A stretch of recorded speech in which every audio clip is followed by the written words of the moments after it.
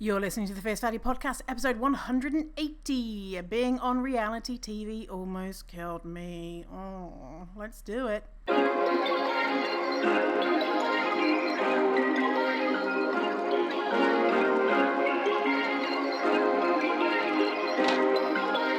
Perfect.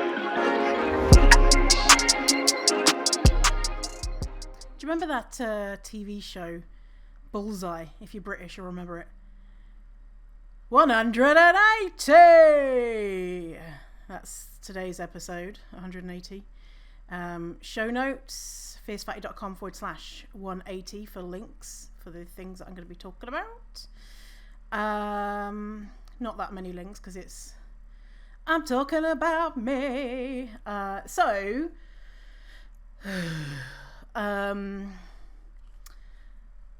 years ago, I was on a BBC documentary, quote unquote documentary, reality TV.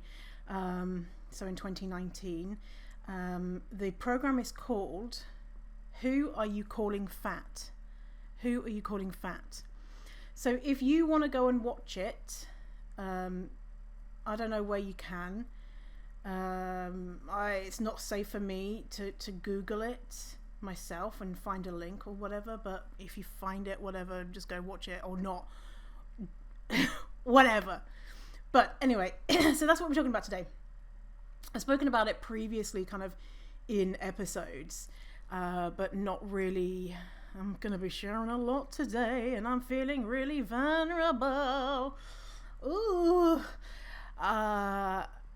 And the reason why I'm doing this now is that because in my therapy, the amount of times I keep going back to this frickin' program and how it's still fucking me up after 4 years. And I'm just like, I'm so frustrated with it. I feel frustrated with my brain. Like, God, just move on. It was 4 years ago. And, you know what, my therapist was like, well, it goes to show how traumatizing it was for you, right? And I was like, yeah. Yeah. Because if I wasn't really traumatized from it, then 4 years later, I still wouldn't be, having dreams about it and having bad dreams about it and ruminating on it and whatnot. Anyway, and so what we kind of came down to is that I'm feeling a shit ton of shame. And you know what happens with shame? Shame is kind of secretive. It keeps you not connected to community. And shame cannot survive the light. I think that's a Brené Brown quote. Shame cannot survive the light. So I thought I'm going to talk about it today, talk about the things that are so painful for me that up until this week I couldn't even touch. I couldn't look at. I have recordings from myself talking about the experience around that time, and even just knowing that they exist, where I'm talking about my feelings from that time, is so painful. I couldn't look at it. But that's what I've been doing in the last couple of weeks is looking at this stuff and kind of, doing it in a way that's safe for me. Like, this is not too much for me. It's not like I'm going to spiral into something. But it's also helping me share it with you. So thank you for being my therapy with me today. I'm going to tell you the inner workings of a reality TV show, what goes behind the filming, what's in the contract, how much I got paid, the aftermath, did it make my business explode, what happened, etc., etc. So huge trigger warning for today's episode, because we're talking about some big stuff, some really kind of difficult emotions, also suicide ideation. I'm going to tell you specifically when I'm going to play you a clip from me talking about my suicide ideation, and I'm going to tell you to skip forward a certain amount if you don't want to hear, me describing what my brain is saying to me. So if you want to listen to the episode and just skip over that bit, then I'll let you know when it's coming up. But if you feel like you're not in a good headspace and talking about shame and despair and suicide ideation is not good for you, it's not going to be helpful, it's going to be dangerous, please skip this episode and we'll see you in the next episode. Please take care of yourself. But again, I will warn you when the stuff comes up if you want to skip it, or you can just listen if it feels like it, it feels good for you. So yeah. And if you are having those types of thoughts of suicide ideation, then please reach out to someone. Even if you just Google suicide, immediately a number will come up and you can call them, or just tell someone in your life. Okay, so the program was seen by 2.4 million viewers. It was a two-part program, two-part documentary, and a description of the program. I'm looking after my neighbour's dog called Bella, and she's running around playing with teddies. Thanks for being lighthearted, Bella. All this dark stuff we're talking about. And Bella's like prancing around with a teddy bear. Also, she loves humping anything. She loves having a good old wank many times a day. I mean, we should all really just go around wanking and stuff. Yeah. Anyway, so a description of the program. This is written by the production company. This is a serious documentary project, bringing 8 to 9 people to live together in a house in Oxfordshire in 2019. All the participants are people who are O-word, living with O-word, or who self-identify as fat. They will have various and sometimes conflicting opinions about a range of issues affecting their own bodies and how O-word, and fat people are viewed by society. As the group live together, they will discuss a wide range of subjects affecting people living with extra weight. They will also take part in a number of activities, both inside and outside the house, mainly suggested by themselves, that will shed additional light on the subject. This is not a weight loss program. Instead, it aims to give a voice to a section of society that is often discussed but rarely heard. Okay, so if you heard that, you would probably be like, oh, okay, this sounds interesting. They have people in there who identify as fat, so that's kind of cool, and also people who identify as O-word, which is that's less cool, but there might be some fun things in there. So before we get into what exactly happened, how they approached me, all that type of stuff, I want to start with understanding about the issues with reality TV and suicide. So I'm going to be reading an article here from The Guardian by Yomi Adegoke, Why Suicide is Still the Shadow That Hangs Over Reality TV. So this article is from 2020, and since then we've had more suicides from reality TV. So the things that they're talking about here, it's even more has happened. So okay, for several years, link in the bio in the show notes rather. For several years, the suicide of contestants who compete on reality TV shows has cast a dark shadow on the genre. Competitors of The Bachelor, Real Housewives of Beverly Hills, The Voice, and Gordon Ramsay's Kitchen Nightmares have all taken their own lives. And just days ago, the suicide of Hannah Kimura, a 22-year-old former cast member on the Netflix Japanese reality TV series Terrace House, shocked fans. Kimura had suffered a huge amount of harassment and abuse online. Inevitably, focus will shift onto how much support the contestants on these shows are offered by producers to deal with the negative attention that follow their appearances. Many hope her passing will serve as a painful eye-opener, a teachable moment, even though this is a lesson we should have learned many times over. This is something that has happened before and, if little changes, is likely to happen again. According to one newspaper report last year, there have been 38 deaths by suicide of reality TV contestants. One of the most harrowing cases was of an 11-year-old star, Neha Sawant, who killed herself following her appearance on the Indian dance competition Boogie Woogie. The story was published before one of the most high-profile deaths had occurred. The tragic death of Love Island presenter Caroline Flack earlier this year, which has become the catalyst for the current conversation on mental health and reality television. Aside from the lives tragically lost, there are many contestants who go on to suffer irrevocable damage to their mental health. Ex-Love Islander Alex Miller revealed that he had felt suicidal after leaving the show. Big Brother 10 contestant Sri Dasari was rushed to hospital after he was evicted from the house to booze and had self-harmed. Eerily, this was near identical to what happened to a previous winner, Nadia Almada, after she returned to the show for the Ultimate Big Brother series and was hospitalized less than a week afterwards. Oh, I think Nadia was the one that was saying about the Lady Garden. I wonder if Nadia, she was the trans one. Anyway, I'll Google that on my own time.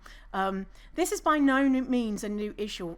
Rather, it is one that has been largely ignored. The suffering of contestants has been brushed aside due in part to a snide type of victim blaming that is specific to reality TV.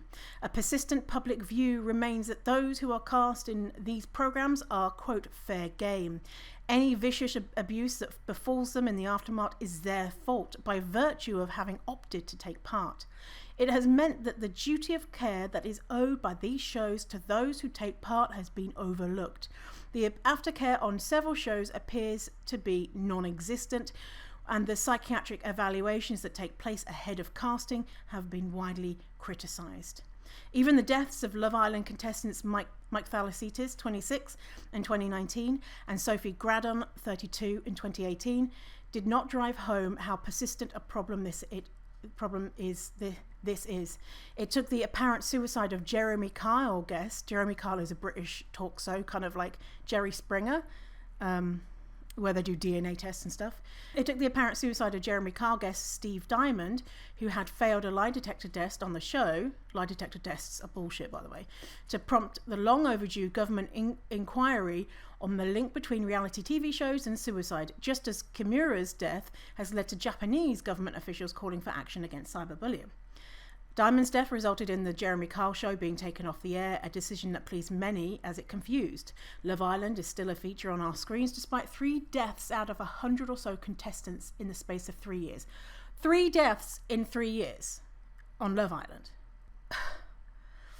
In the wake of this, ITV announced new duty of care guidelines which outlined that contestants will be provided with psychological consultation throughout the series and will receive proactive contact from show representatives for 14 months after leaving the series. Well, what you'll hear about this proactive contact from the show was not helpful for me, and the psychologist was harmful to me. So these guidelines are not helpful. It's also offered bespoke training on dealing with social media and advice on finance and adjusting to life back home. Less than a year after the new guidelines were published, Flack had taken her own life. It is too simplistic to condemn this issue as a Love Island problem, a Jeremy Kyle problem, or a Terrace House problem. The banning of one particularly hateful or hyper-visible show does not rid us of the societal scourges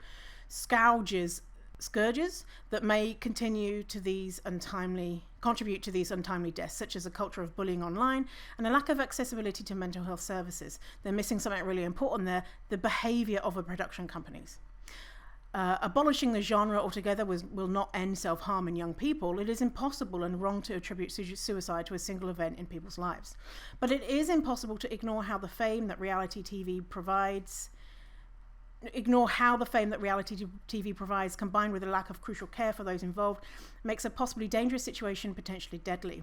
Although some programs are taking steps to better safeguard contestants, producers cannot wait until the next tragedy to make much needed changes. That was from The Guardian. Yeah, so this is not just something that happened to me. This has happened to many people, and obviously we hear about the people who successfully die by suicide, successfully as in they managed to complete what they were doing, and we don't hear about the many others who get close to it. So if 3 people have died, what percentage of those people, other people, have been suffering as well? So how this happened, in April 2019, I got an email from a production company. So what happens is the BBC, whoever, they will pay a production company that is a separate entity to make a program. Either they pay for it, or the production company make it and then sell it to whoever. So, or I'm sure there's other things that like that happen, but other ways it happens. But in this case, the BBC have paying them already. So this production company emailed me. They sent a really good email. They had researched me. They were using the correct language. They told me about what they had done before. They were an award-winning production company with a beloved TV show, beloved across the world, that they had created. And so my expectations were really high. My expectations as well, because it was created by the BBC, even higher, right? The BBC, it's not going to be, in my mind, this trashy kind of, a Jeremy Kyle type of thing. And the fact that they were talking about using the correct language, and they were like, we're really interested in you. And so I had a chat on the phone with them, and then I had a chat over Skype. Then I talked to another producer, and they were just loving it. They were just like, yes, this is amazing. This is so needed. Like, this is what people need to hear, and your message is so impactful. And they were just really bigging me up and just making me feel like, oh, they're really into this. They're going to show the dissenters in regards to the people who hate fat people who are going to be on the show. But really, they're liberal-minded, they're forward-thinking, they think that fat liberation is a good thing. This is the feeling that I got, right? So that was April 2019, and they asked if I was going to be available in June, which is when they were planning on filming. So in May, I was shortlisted. They said we shortlisted, confirmed the dates of filming, and then I signed paperwork and gave them my ID and all that type of stuff. They also told me that I needed to meet with a therapist for a, quote, psych test to chat through filming and the overall experience. A psych test, all right? They've bigged this up. This incredible award-winning production company who are working with the BBC. We just need you to talk to this therapist for a test, okay? So with that language, what do you think people are going to be going into that test with? Are they going to be disclosing all sorts of things to that therapist? Or are they going to be saying things that gets them onto the show? Me, I was just totally honest. I, told her my history, told her that, everything that you know about me, about my history with abuse, with being homeless, with hating myself, with PTSD, with etc., right? But at that time, I had been in therapy for years, and I was a very stable person with access to mental health resources in my therapist, right? So I was confident that I might have had a past of shit stuff in my life, but I was resilient. So that was my take. But I wonder how many other people who go to this psych test like, oh no, I've never struggled with anything, and they're actually like currently suicidal or whatever. So this therapist specializes in talking to production companies about mental health.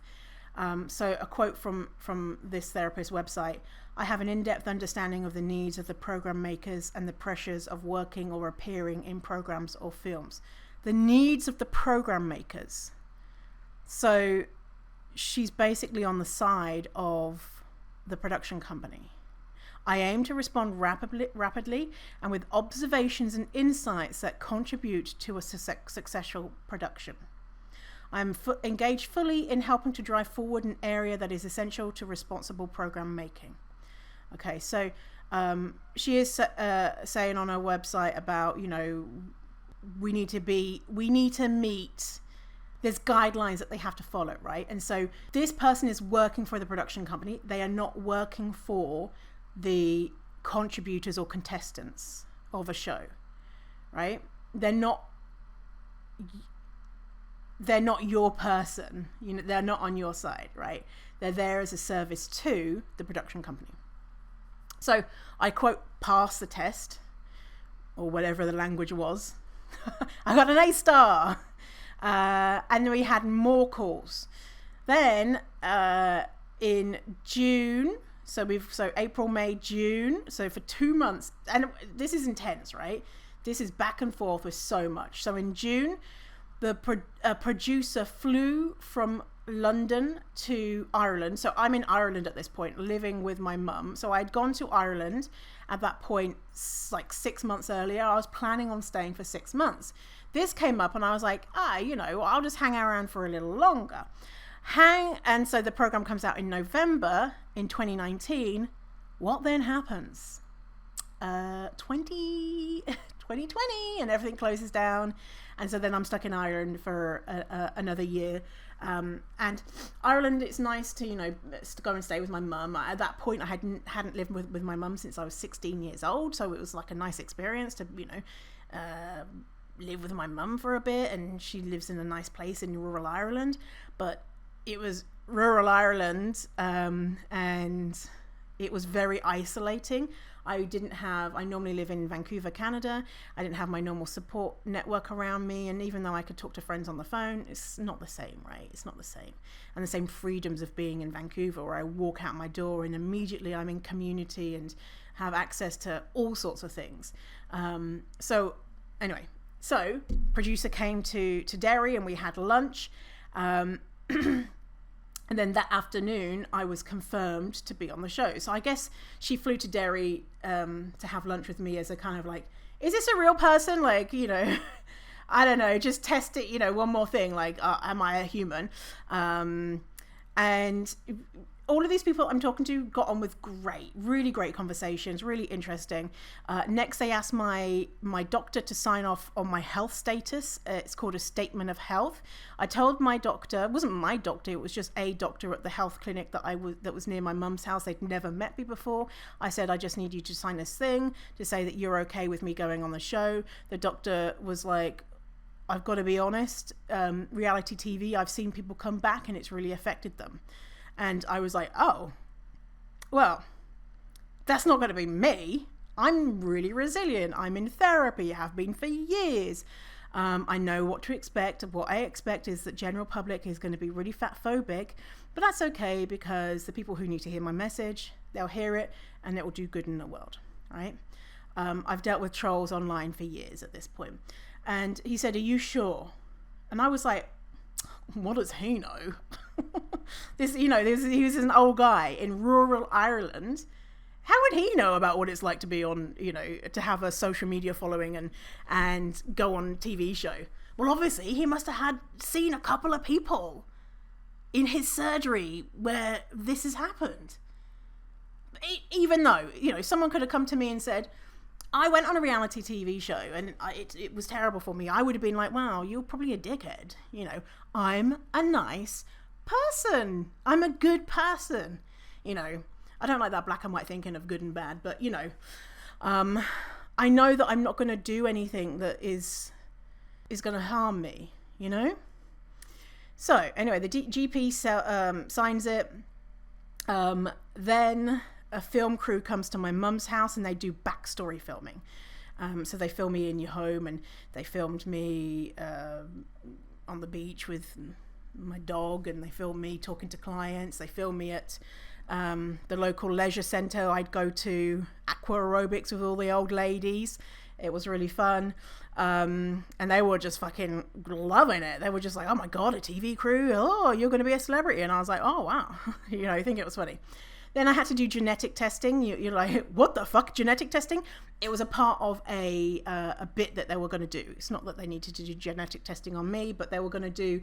They had a doctor come in who was saying that fatness is not fatness is more complex than what we think, and that people have genes that predispose them to fatness. So I went and did this genetic testing, really short notice, blah blah blah, managed to get it to them on time. I signed the contract, so now we have an official contract. I'm going to tell you what was in the contract shortly. They also asked family and friends to join on the last day of filming, to have like a knees up on the last day, kind of come together and see what the family think. My immediate family didn't want to do it, and so then I asked my aunt and uncle and one of my cousins, and they came because they lived near. More calls for production. They audited my social media, so they went through everything that I've ever posted to see if there's anything, see if I'm a secret, bigot or something.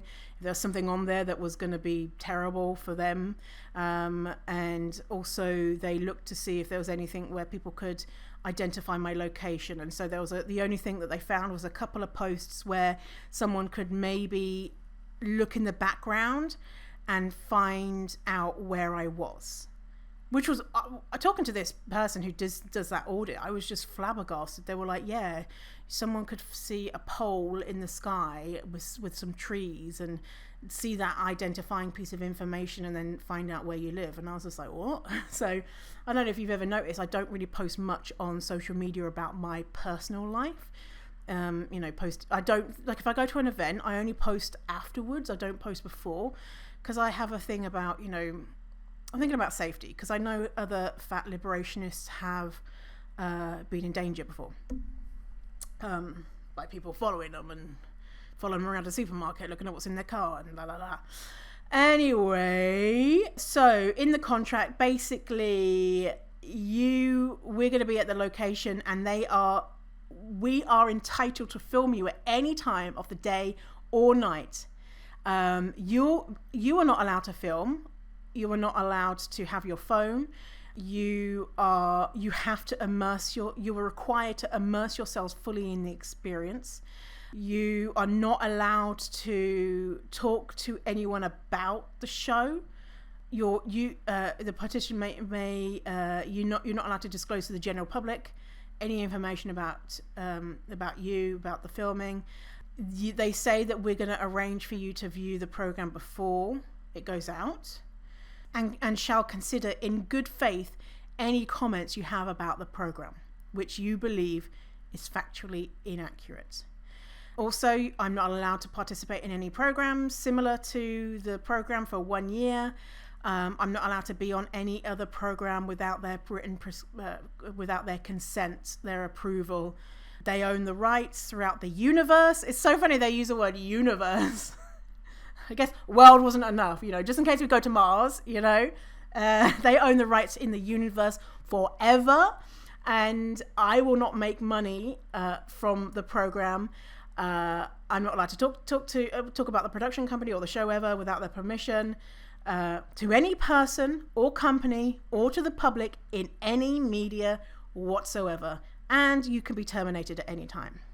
So, how much money did I get for all of this, agreeing to that contract and all of the legwork beforehand, and then 10 days of filming, flying to the UK, doing this whole thing, being a contributor?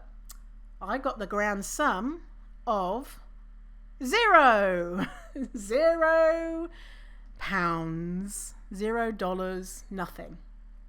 Because they say, well, it's the BBC, and the BBC doesn't pay, because that would be unethical. It wouldn't be unethical. Of course it would be. So, the actual filming. The night before, we all stayed in different hotels. We like the contestants, the contributors, they called us contributors, and they were taken to the house.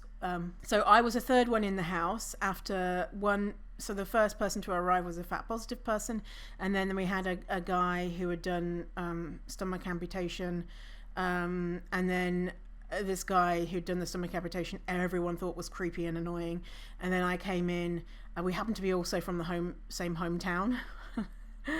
Anyway, so that first day everyone arrived, and we sat around the kitchen table and filmed for hours. I just want you to imagine, one, meeting new people, meeting 8 new people, meeting people that you know are fatphobic, being filmed meeting those people, being filmed having conversations about how they think that fatness is horrible and the stress, being in a new place, staying in a hotel, then going to a new, then finding, and then we went to find our rooms. Like, imagine like the stress levels, right? So it's like a high stress environment. And so when you're like in a high stress environment, think of all the things that you do to go and relax, right? You go home and, go and watch some Netflix and be by yourself, whatever it is that you do to relax. But we had no way to relax. This was 24/7, constant. You don't have that time away. Even though sometimes you feel like you just having a relaxing conversation with someone, and then you're like, oh yeah, I'm mic'd up, and oh yeah, I see a camera like being covert over there filming us. Oh yeah, this isn't private. So first off, you're really aware that you have a mic on, and you're really aware that there's cameras there. It was weird, right? It was just like, why are you filming, right? And there's loads of cameras. It's not just one camera. They have lots of different people. But soon enough, it became more normal, and it became like the people who were the camera operators and the people there were people there taking notes, and it just felt like they were friends, right? Because they'd just be like hanging out with you, and you'd go to the bedroom, and they'd come into the bedroom with you, and they'd be like, oh, so what do you think about so and so said that? And you'd be like, oh yeah, that was fucked up, wasn't it, or whatever. And so you'd just be hanging out with them and chatting. They would, because they weren't able to, it wasn't that they were asking questions on camera themselves. You were reacting to their questions, and you had to say your statement like they hadn't asked you a question. So if they were like, what do you think of ABC? You'd have to reply and be like, well, what I think of ABC is, so it could just be a standalone thing.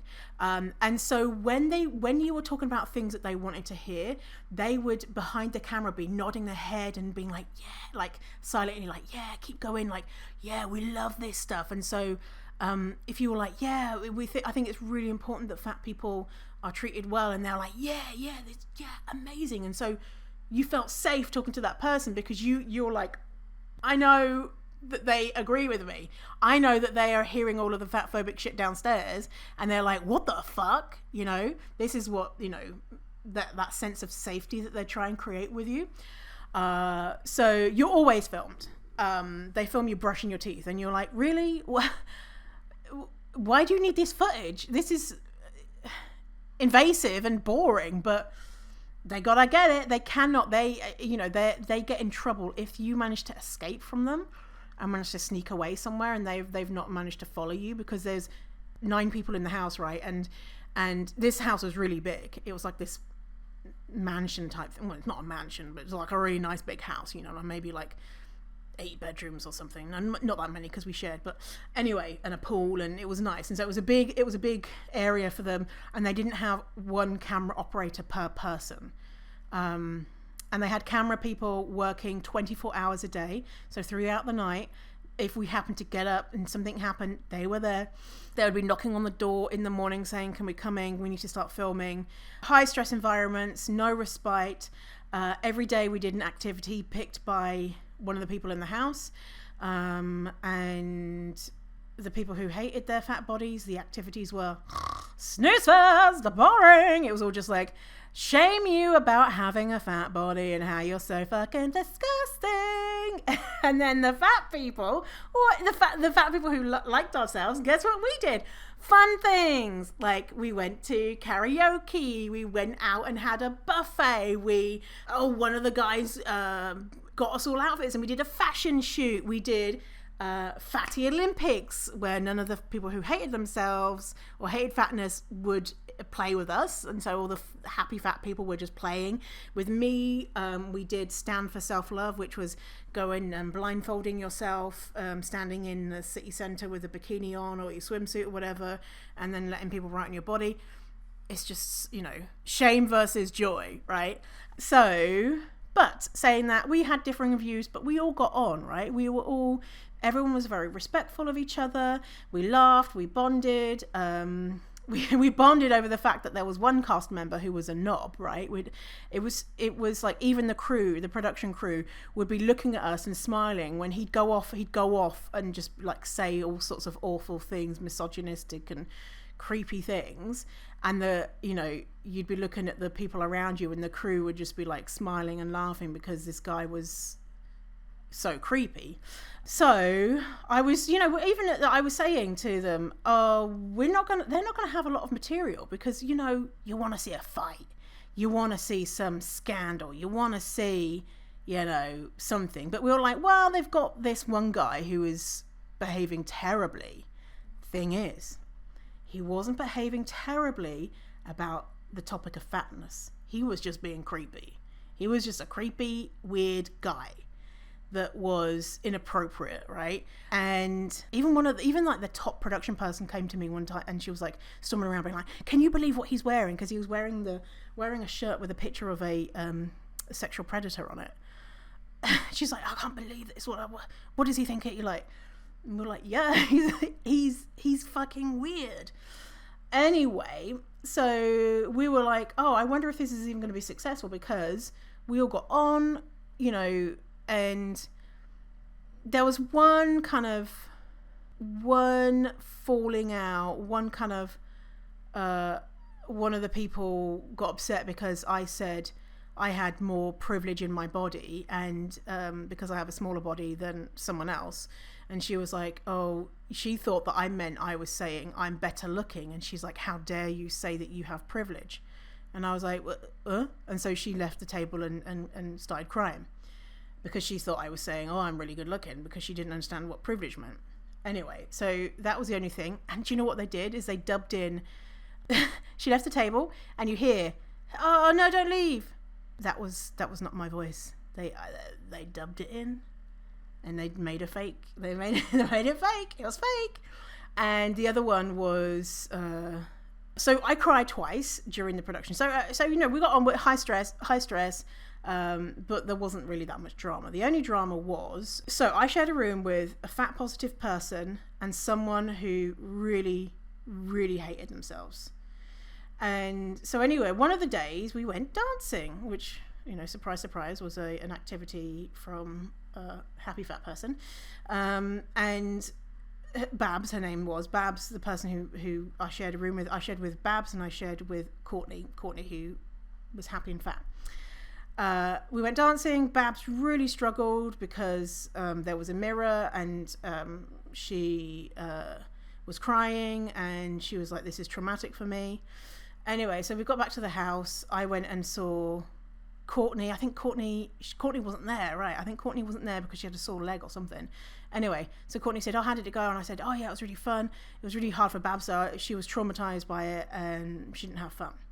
Babs was in the bathroom and she heard me say Babs was really traumatized by it. She didn't have fun. And she took offense to this. I don't know why, but she did. Because she was even saying, this is traumatizing for me, and I'm not having fun, and she was crying and stuff. Anyway, so I came up later in the day. I came up and she was in the bedroom filming, and I was like, "Hey, how's it going?" She's like, "Actually, I'm really annoyed with you." And I said, "Oh, okay. Why's that?" And she said, "It's because you said I was traumatized by the dancing." And I was like, "Oh, well, you were, weren't you?" Kind of thing. This is not word for word. This is, from what I'm remembering, right? And she was like, yeah. And I was like, I just really wish that I could. I was basically like, I'm really sorry that you feel bad in your body, and I wish that I could wave a magic wand and you not feel so ashamed of yourself. And she's like, I don't want you to wave a magic wand. I don't like being fat.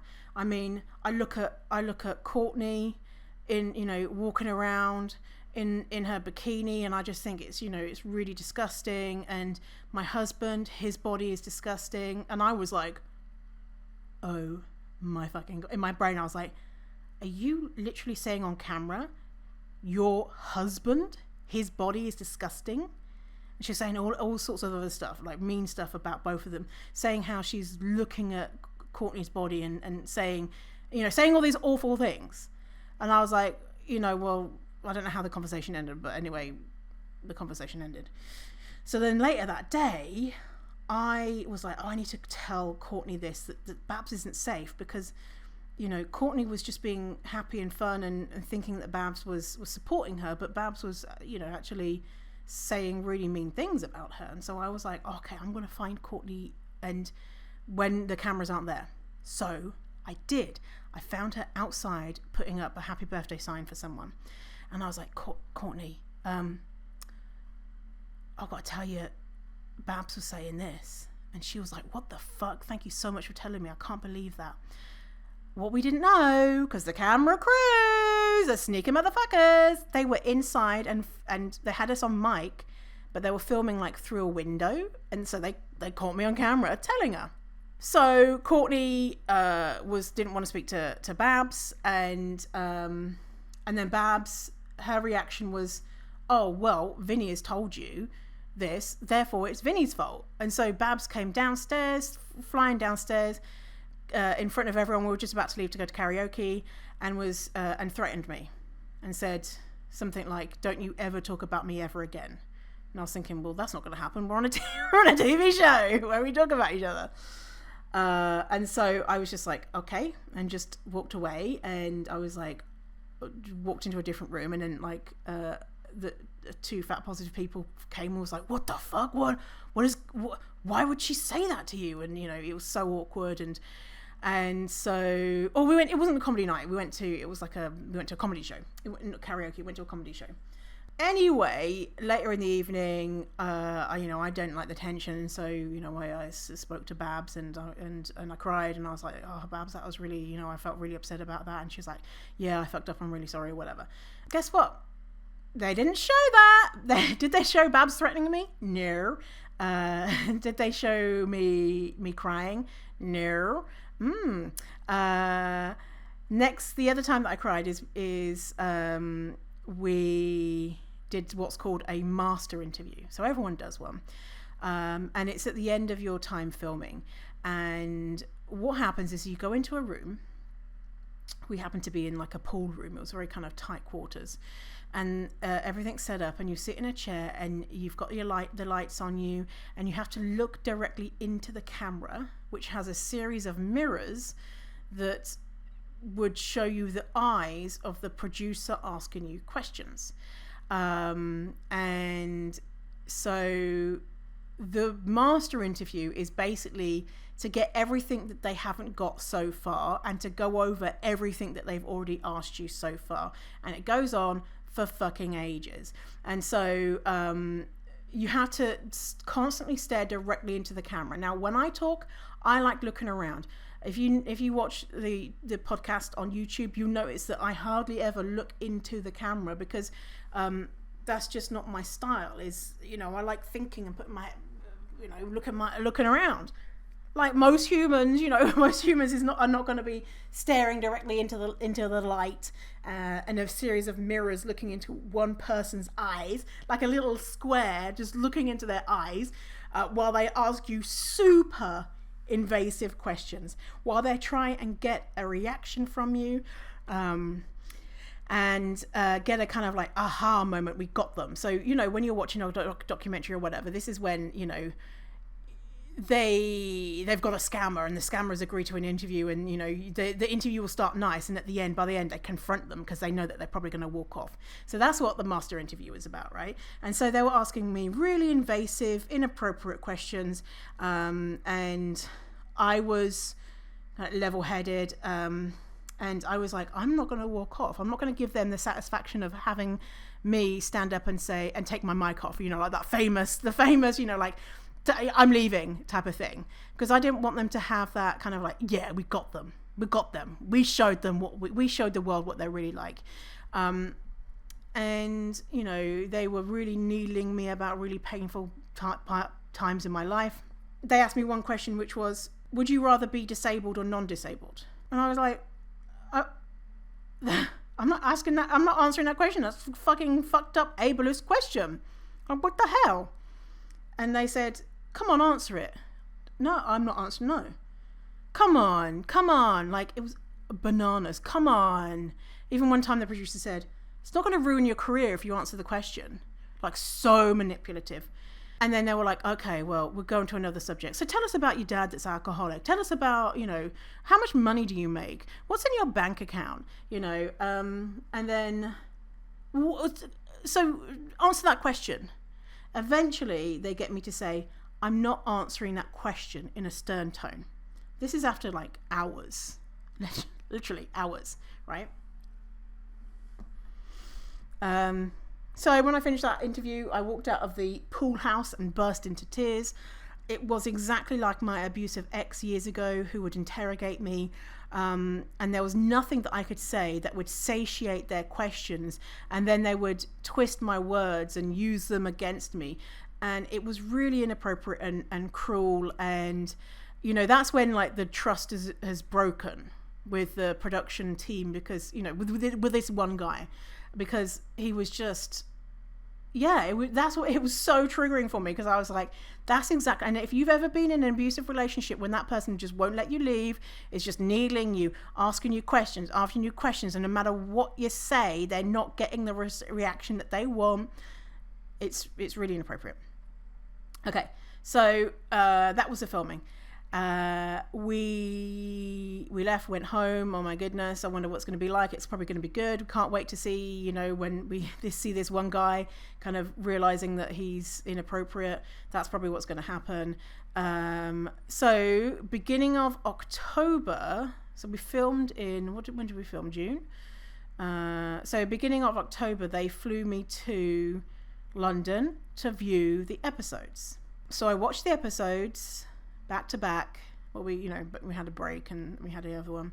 One day later, I said, can I talk to their therapist? I am going to play you recordings of me talking about what was happening at that time. Okay, so this is from October the 9th. So within a week, this is kind of like how I was feeling. The show wasn't even out.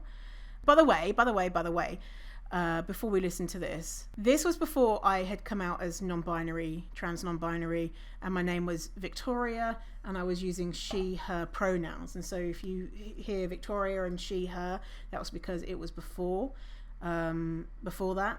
And also of the clips, there's a couple of, I think there's one or two times where I use an ableist word, CRAZY.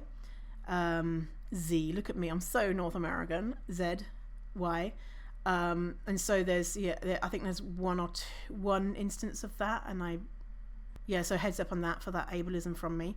These videos were recorded thinking that no one would ever see them. So this was not meant to be for anyone. This is private, right? But I'm sharing it with you. So I'm feeling so much shame. Anyway, okay, so this is my reaction after seeing the show in London. I went to London last week to see the TV show, and I had a lot of feelings. I've been going through like a roller coaster of emotion. When I saw it, I wrote down lots of notes and stuff, and I was like, I kind of come across as villainous. Like I'm the villain in this. And they're like, no, you're not the villain. And but there was good things, like at the end of like watching both of the two episodes and like chatting with one of the producers. I wrote down a note to remind myself about how I was feeling then, and I was feeling like this is a good program. It's going to make people laugh. It's going to make people cry. And it's going to have a positive impact for the fat community. And then we have a WhatsApp group with all the other contributors, which is what we call the people who are in it. And so I was the second to see it. The girl that saw it first, she was like, yeah, no one looks bad or anything, it's fine. And then I called up another person, and I was like, I think I'm the villain in this. And she was like, yeah, the person who saw it first texted me privately and said, Victoria's the villain in this, but she didn't tell me. And I was like, I thought I was the villain. And then the people who were anti-fat, they didn't really say much about me being the villain. They were probably like, yeah, of course you are. And then the other pro fat person, he's like, yeah, you're a villain in it, but you've got redeeming qualities. You can see the redeeming qualities. And then the final pro fat person saw it and she's like, no, you're not a villain at all. You're just fabulous and stuff. And anyway, so in the meantime, like the day after, I'm there like letting it marinate, and then I have like a nightmare about something to do with, I don't know, I can't remember what it was, but something, obviously it wasn't that traumatic, like bad consequences of all this. And so I emailed the producers. I already said, I want you to take out a couple of lines that I didn't like, because they everything's out of context, right? And so you don't have any backstory to anything. So I asked them to take out a couple of lines that I felt uncomfortable about, and they did. And then I asked them to accurately portray a scene which they'd really like so there's a scene where this guy comes in, he has diabetes, and so one of the other contributors says, we've got a guy coming in to talk to us about diabetes and how, we're all going to get diabetes. He didn't say that, but that's what we inferred. And one girl like ran off crying because she was like, oh, this is all I've got in my whole life, is that I'm going to get diabetes and I'm not comfortable with this. And the other fat people were like, the pro fat people were like, we're not sure about this. Is he going to be really shamey? And I was like, listen, I need to protect my mental health. And so if he's going to be really shamey and food moralizing, then I don't necessarily want to hear that. And so we said, okay, we'll come. And one of the girls didn't come. We'll come for as long as he's not shaming. And so we go, and then we sit for probably about half an hour listening to his story. He had diabetes that he ignored for 20 years. And because he ignored it, he had to have his leg amputated. And so, and then he starts saying, fat people, we just love eating the cakes and the pies, and all we do is we eat chips and all this stuff. And then after a little bit of that, I said, thank you so much, Colin, for sharing your story with us. I'm just going to step out.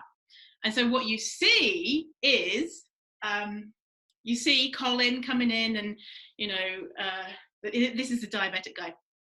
You see Colin coming in, and then the show is 50% me, even though there's like 9 people in the house, is really focused on me. And then you see Colin saying his story, and what you can't see is that Colin is like sat like this, and so I have to have my head turned like this and to see him, and it looks like I'm like, can't be bothered to listen to him, and I'm like really bored, and fuck this guy. And then and so he's like, oh, telling his story, and it's very, touching and stuff like that. And then it shots to me of being like, and then they get a shot of me rolling my eyes. And I think I probably rolled my eyes. Obviously, I rolled my eyes at the bit where he was talking about food. And it's that, it cuts to him being like, and it's hard having diabetes. And then it cuts to me being like, like this. And I'm like, that's not accurate. And then he's talking about something else nice, not offensive. And then I leave.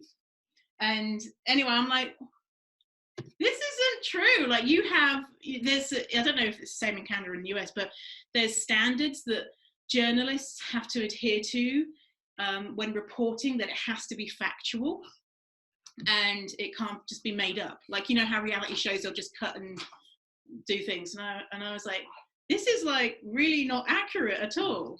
And they're like, well, we'll look at it. So I went from like, oh my God, I'm the villain, to maybe I'm not the villain, to maybe I look good, to they've changed some things, I feel better, to now I'm at a bit where they've changed things. I don't know what they've done, but they said they've edited the scene properly, and they've taken away a lot of the cutaways of my face. And I'm like, good, yeah, because why is it all on me? Why there's no reactions from the other fat people who also were not happy with his shaming?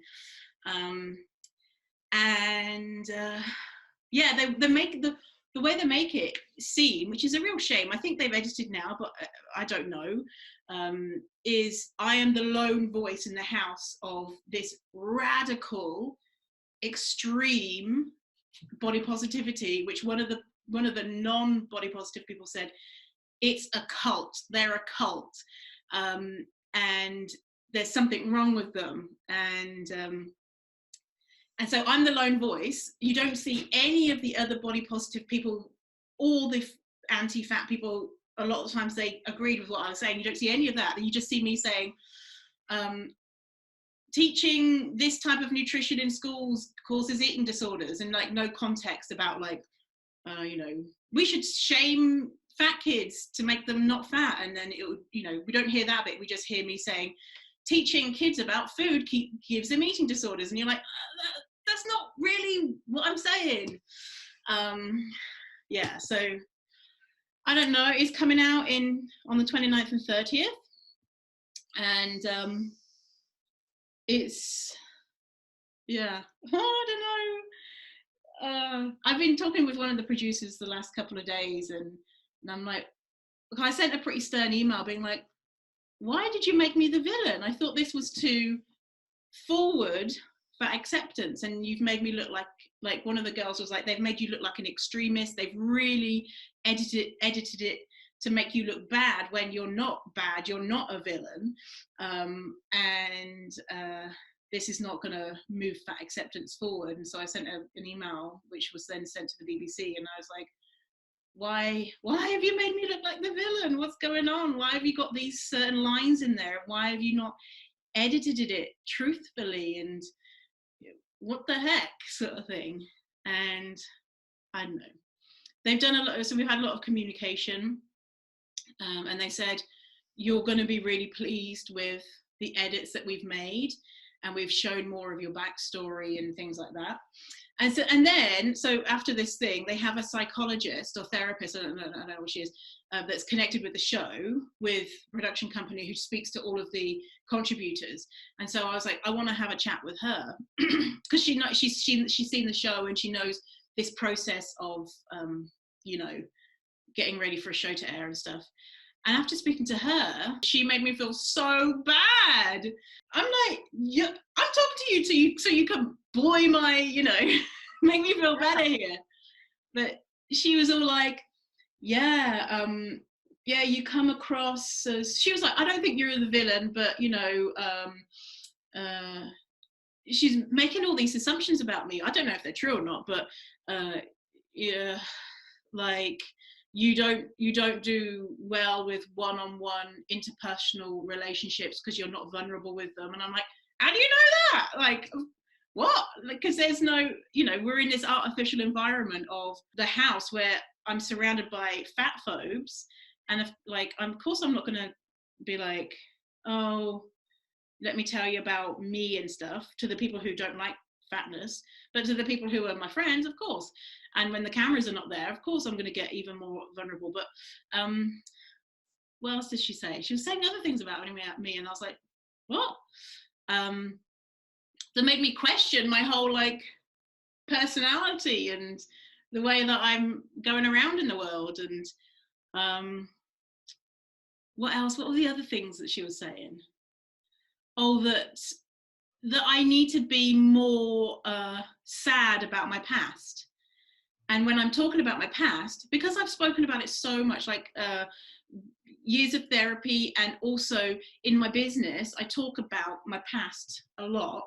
And so I can say I used to be homeless and abused, and I used to hate my fat body, and now I'm this. And because I'm not crying when I'm talking about it, she says that there's something wrong and I'm hiding something. And I'm like, what? How can you tell this from watching a 2-hour show and talking to me for half an hour? So I was like, well, not all therapists are a good match, right? Okay, we're back to Vinny in the not the future, the present. So that was me talking 4 years ago. Now, what I expect the reaction is going to be, and how I plan to react to the trolls in the British media. So let's listen to that. So we have a a legal team at the production company who want to see the troll comments. I guess the I don't know what they do. They do something. Maybe they want to collect them. But I don't personally want to be responsible for going through my Instagram and reading all of that shit. So what I'm going to do is I'm going to ask maybe my sister to go through, take a screenshot of all of them and then just delete them, so I don't have to see them. And I'm not going to read any comment. I'm not going to go out and look for anything. Like if someone happens to send me any press that they see and it's positive, then I'll read it. But if not, then I'm not even going to engage in that, because I already know exactly what they're going to say. Because the British media is super fat phobic, like really extreme. My friend, Louise Green, called Big Fit Girl, she's a plus size personal trainer in Vancouver. She released a book. She did a book tour in the UK, and she's promoting health, right? Health, like let's get fit and whatever. And they ripped her to shreds. The headlines were like, this woman who weighs this much thinks that, fat people can move and do exercise. Like, they were really hardcore, like, hating on her. And so that kind of gives me a taste of what they might do to someone saying, hey, it's okay to be fat.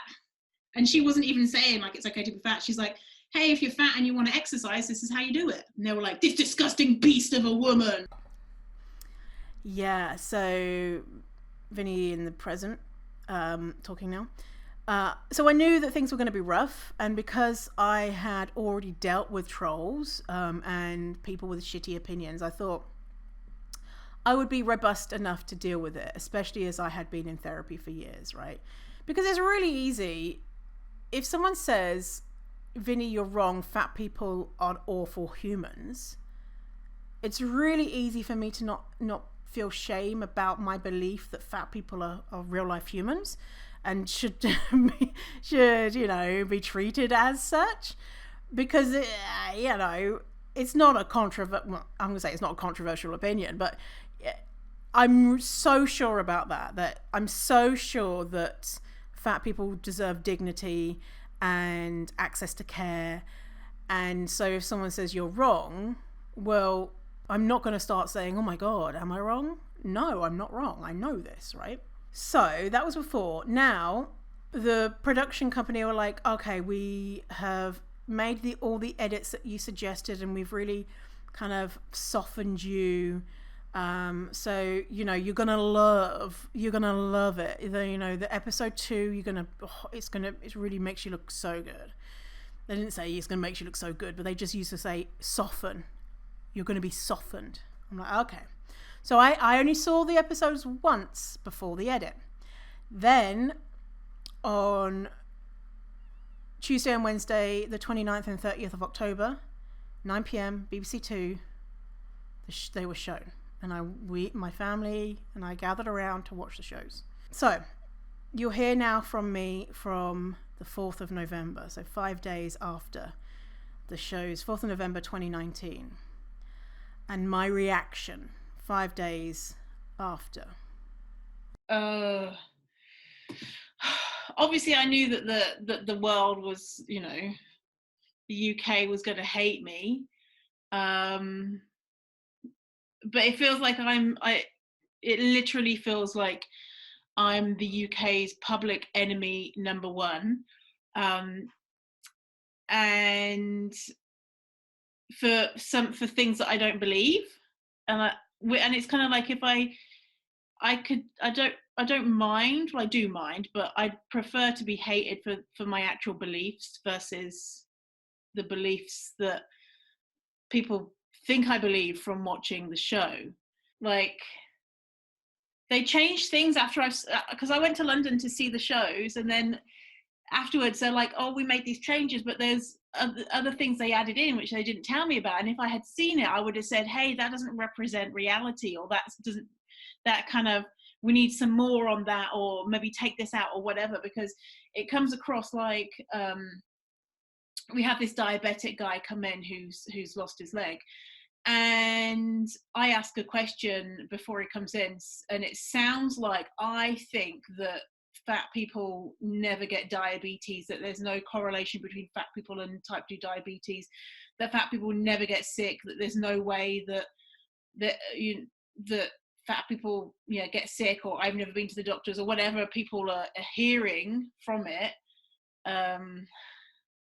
And that, like, I'm just like about health, and well, I guess all the fat phobic things that I thought people might think, but they're just like, how can you believe that fat people never get sick, and how can you all this? And I'm like, I don't like, and so I've been too scared to I don't even want to Google to see all of the articles written afterwards. But I know the BBC media team have been watching the tweets to see if there's any death threats or anything. So far, there's been no death threats, but I'm the villain in the show. From my perception, I'm the villain in the show. And then, like, that night of the second episode coming out, one of the guys, Dell, the guy who had the stomach amputation surgery, he is responding to all of the trolls on Twitter being like, she's a cult leader and she's dangerous, and try living with her for 10 days and all this sort of stuff. So tweeting back to people being like, yeah, she's fucking crazy. Like, literally said she's crazy. And he's not allowed to anyway. So because I'm not on I'm not looking on Twitter at all, probably ever again. Because that's where all the trolls are. And just the other body positive people said, hey, by the way, Dell's talking shit about you on Twitter. And so I told the BBC, because he's not allowed to, in our contracts, we're not allowed to talk shit about the production company or each other. And then he sent and so then I messaged in the group chat saying, hey, something like, I know, we in the house, we all respected each other, and I expected shitty stuff from random trolls on the internet, but not from you, Del. I thought we were more professional and respectful than that.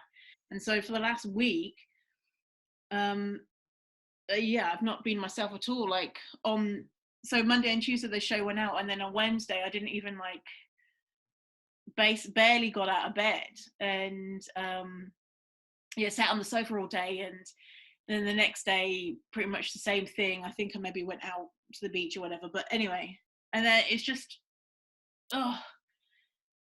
just like such disappointment. I'm just sad that I'm sad that I'm not represented as who I think I am, and then questioning who I think I am. Maybe I'm not who I think I am.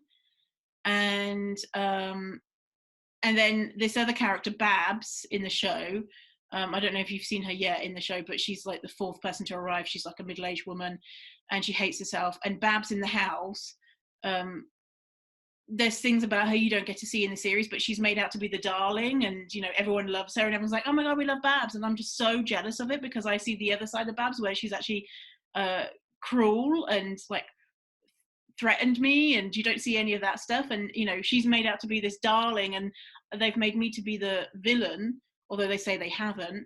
And I'm like jealous. Okay, so future Vinny, present Vinny. I'm just gonna say future Vinny. Let's just pretend that I'm in the future. So future Vinny here. So next we're gonna hear, what are the negative beliefs I've internalized by being made the villain? And this was my answer. That I lack any type of empathy. I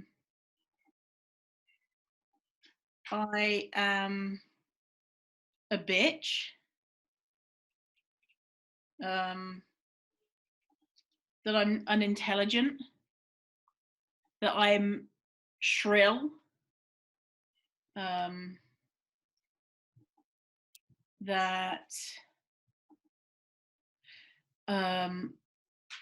one of the newspaper articles said something like, "Oh yeah, Victoria is nothing but an irritant," and I thought, yeah, that's. I guess I took that on board. That I'm just like ridiculous, like a stupid, ridiculous person. Yeah, it's made me reevaluate maybe the way that I communicate. But even then, like the show is edited to in such a way that you don't get to see all of the, the conversations leading up to certain things. You just get to see a one-liner, and I'm like, oh, that one-liner doesn't seem very empathetic. Like the guy who had the stomach amputation surgery, and there's like a big debate about why it's bad or whatever, and then it just goes to me saying he should have, instead of having the surgery, try to lead a healthful lifestyle. And I'm just like, oh, like I don't like that, because it comes across as, he should have done this, bad position or whatever. And what you don't get to see is the conversation that went before that or after, and it's kind of like they sum it up in a one-liner, and you don't get to, see them being like, Victoria, what do you think? Victoria, what should he have done instead of having, surgery or whatever? You don't see the setup anyway. Okay, future Vinny here. So something that was really, really, really, really disappointing was the fact that I naively thought that the production company and individual people liked me and would not let me be thrown under the bus. Really, I was so naive. My therapist said to me, she always thought that if you go on a show, you go on any type of media, and you just are yourself, you stay true to your morals, your ethics, whatever, you're just yourself, you'll be fine. There's no way that it can go wrong. If you are a kind person, that's how you'll come across. If you're a cruel person, that's how it'll come across. And she said, I have learned that this is not true. My therapist watched the show and came back and said, that is not the Vinny that I know. They've taken all of your other characteristics that make you a whole person, because we see the sassy side, right? We see the kind of strong side. We see the side that's sticking up for people, but we don't see the soft side, the funny side, the vulnerable side, the self-depreciating jokes. You don't see all of that side that makes me a fully formed human. So she said, yeah, I'm not seeing you in this. And I've had known my therapist for years at that point. So let's hear about that. And the big thing is, like, because I've built such a, like, I've been talking to them for months and months and months, and I speak to them all the time, and like the production company, and I'm like, I thought you liked me. And I was like, but I'm not the villain. Like, if there was a villain in the house, it'd be Dell, because he was like did so many things, like, which was wildly inappropriate. And I was like, I'm just so shocked that they made these changes and I didn't get to see. And like, I'm like, why did you do me like that? am I a bad person? And because I was joking around being like, oh, maybe maybe this will be my wake-up call. When I see myself on TV, I'll realize what a dick I am. And that now I'm like, oh, maybe I am a dick. And like, speaking to that other therapist, the one I told you about before, I haven't spoken to her since, just that one session. And I'm like, what's wrong with me? There's something wrong with me. There's something wrong with me, and I haven't figured it out yet. There's something wrong with my brain or the way that I communicate. Like, yeah, because like I see some of the messages coming through being like, Victoria needs to be put into, what is it, when you're put into a hospital because you're crazy. And then I got a message on Instagram, like I'm trying to avoid all messages, but from a psychotherapist who specializes in eating disorders. saying like the rudest stuff, being like, it started with like, stop, just stop, you were like a bad person and you need to get help like your dad didn't, because there was a line in this thing saying where I said my dad was an alcoholic and it was tough to live with him, and I'm like, you're a fucking therapist and you're messaging some random person on the internet saying you need to get help like your dad didn't, and like saying other rude things. And then I looked at their page and they'd written a post about me, and I'm like, oh my god, you're so misinformed. Like, because I speak about privilege in the house, that I have a privileged body because it's smaller than other people's bodies, and the people who are not body positive were like, how dare you say, you are so egotistical to think that your body is better than my body. And I'm like, that's not what it means. Anyway, so then this therapist had written a post saying Victoria thinks that her body's better. I'm like, how can you be a therapist and not understand about privilege, and you're an eating disorder specialist? Like, am I going mad? And so then part of me is like, you know, professionals are telling me that there's something wrong with me. This is what really bothers me, is for a lot of people this is the first introduction to body positivity, and the way that it's been framed in the show, now this is my perception, it might not be reality, is that one of the people say in the show, body positivity is a cult. They've brainwashed themselves, and that it's like this crazy extreme thing, that you are, you know, anti-health and all of this ridiculousness. It's actively harmed body positivity, because people who are like maybe on the fence are like, oh shit, well I can't do body positivity because I care about my health. And it's kind of like, well, that's almost what body positivity is, because diets harm you, make you physically and mentally sick. So stopping dieting is embracing health, but that's not what the show shows. And I feel like I've let down the whole movement of fat activism because I didn't do a good enough job at, I don't know, I guess, you know, I wish I'd said those exact same words I just said to you, but I didn't know that that's how they were going to frame it, you know. So I guess I couldn't have done anything better. You know, but I'm like the main character on the body positivity side, and I'm like, why is it all just me? It's just me and my reactions and stuff, and in a nutshell, they're like, oh well, you're just good TV because I've got things to say and stuff. I don't know. But what you don't see is every time there was a discussion, I was the one who was going around every single person and saying, what do you think? What do you think? What do you think? What do you think? And so every single voice was heard. And yeah, they just show my views. And I'm like, but, you know, when I saw the screen and I say, you need to show everyone else's view. Like, why is it just me? It's just me. And whatever. Anyway. Okay, future Vinny, back again. So I wrote a blog post on my website saying, by the way, I just want to clarify what my views are. Because, you know, people were like, hang on a minute, you think that fat people can never get diabetes? And I'm just like, no. What? No. Just clarifying my views and stuff, to try and, you know, if anyone was interested, explain to them, trying to get them to understand me. Yes, and so many calls from the production company. Honestly, I cannot tell you. You know, it's like, well, what have you got to speak about? And it was really kind of like them talking at me and saying, oh, this, you know, you just do so well, and this is so great, and la la la la. And so they'd always be texting me saying, can we call you? And then they'd call me and be on the phone for ages. And yeah, so by the 31st of October, I sent an email to the production company. I said to them, because I would email and we talk and la la la la. They always be like, how are you, or whatever.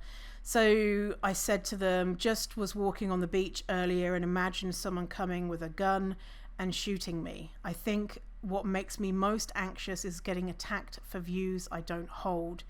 I expected people to hate me for saying it's okay to be fat. Everyone seems to think that I don't think fat people get sick. and die, and that's not accurate at all. I wish that I'd had known that episode 1 was edited to make that assumption about me even more extreme. Why was that done? Why was I made into an extreme character? And what they would say is, we just showed what happened. We just showed what happened. We didn't. That's not what happened. So that was frustrating, right? By November 10th, I'm no longer responding to their emails and requests to talk. I talked to my therapist. So that's actually November 11th I stopped talking to them. So November 10th I talked to my therapist. This is how I'm feeling at that time. Like, I feel like the production company are gaslighting me because, you know, like I spoke to them yesterday and I'm like, I thought you liked me, sort of thing. So why did you not present me as a sympathetic character like you did with other people who maybe weren't as actually sympathetic in real life? And they're like, well, we just, you know, basically they say, well, we just showed what happened. And then I'm saying, well, you didn't show everything that what happened. And they're like, well, we didn't have the time. And so then they said, you know, well, we did, you know, there was some softening of you, you know, like when you said that your dad was an alcoholic. And I was like, well, that, you know, you don't see, you know, that's just like a little bit in 2 hours, and there's no, you know, seeing all the sweet moments with everyone and seeing everything else, you know. So it's like I said to them, they've made me like this character that I'm not. And they didn't necessarily, they changed the episodes even more before airing, which is what's really difficult, because if I'd seen the final episodes and I thought they were the final episodes, then I could have been like, hey, you know, and actually I did say like, hey, like, you know, I'm the villain, make me not the villain. And they were like, yeah, we're making the second episode so it looks like, you know, making you a lot softer, they said. And obviously not that much. Okay, future Vinny here. This is the bit that you need to skip over if you do not want to hear about suicidal thoughts. So when I stop talking from this bit, skip ahead 2 minutes and 15. Actually, skip ahead 4 minutes, and there'll be no more talking about suicide ideation. So when I stop talking, I'm not making this easy for you, am I? I'm just trying to think of the times for when I'm, you know, because I'm recording this now. And anyway, so skip ahead 4 minutes. But by the way, I say that I was already having suicidal thoughts, and what I mean by that was after the show aired in the past weeks. So before all of this, I was doing really, really well. I was really excited about the show and what could happen. Yeah, so skip ahead 4 minutes now if you want to hear. If not, then let's listen. I was already feeling like having suicidal thoughts, and still having those feelings of like, I just want to die and I have no hope and not being able to cope, and just, it feels like one of the worst times in my life. Like, it feels like I've not been this like sad or hopeless since I was like in my early 20s, and with the abusive boyfriend, and you know, just, it feels like everything is like so much excitement and hope for the TV show, and you know, nothing's come of it apart from loads of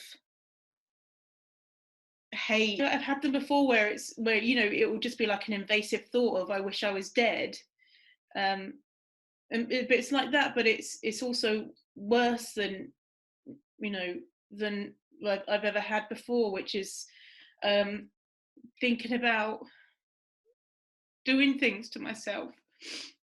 Or like last night, I thought about at like midnight. I went outside and I thought about walking into the sea and drowning myself, or like stabbing myself with a knife in the tummy. Like I've never thought about things like that before. And like last week, my mum was away, and so I was alone in the house all week. And one night, I was just crying so much, and I was like really close to calling the Samaritans. Everything I'm trying, I'm like excited about, and it doesn't work. I would make sure that I would go out every day with the dogs to the beach.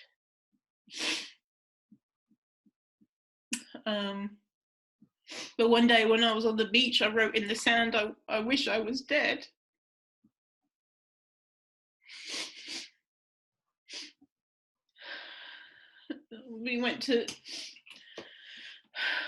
I started Zumba. I've never done that before.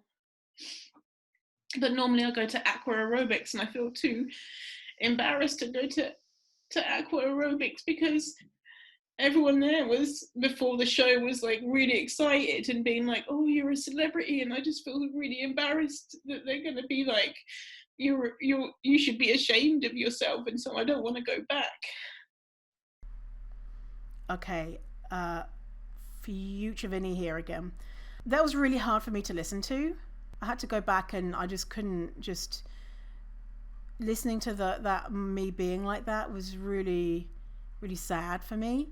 And I'm not the type of person to cry. That was only the second time in therapy ever I cried, and I've overcome some really big shit. So for me to cry in front of my therapist, so I had been socialized not to. In my family, we were not criers, was huge for me. Like the amount of shame for even crying, let alone all of the other stuff. Oh my god. So the next bit here is I'm having yet another conversation with the production company, and the production company are not a reliable narrator in the reality of what's happening.